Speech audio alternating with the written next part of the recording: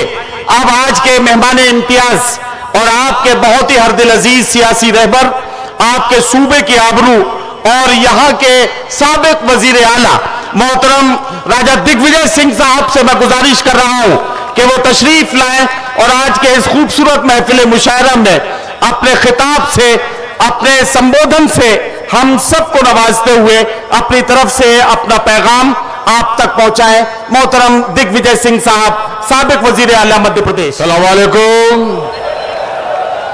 नमस्कार, प्रणाम, सत श्री अकाल, गुड इवनिंग। आप लोग यहां मुशायरा और कवि सम्मेलन में शामिल हुए हैं, बहुत बहुत शुक्रिया। और भाई गोविंद गोयल जी और आरिफ अकील की ये जोड़ी जो है, अल्लाह ताला इनको और आगे बढ़ाए, यही मेरी बात यही है। हिंदू मुसलमान एकता, ये भोपाल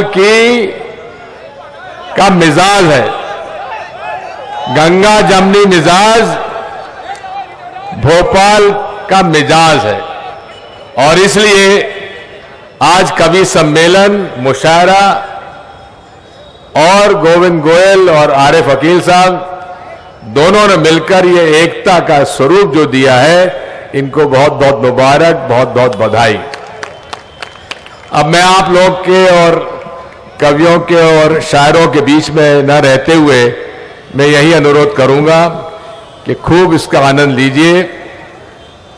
हिंदू मुस्लिम एकता के लिए भोपाल शहर जाना जाता है, इसको और मजबूती की आज आवश्यकता है।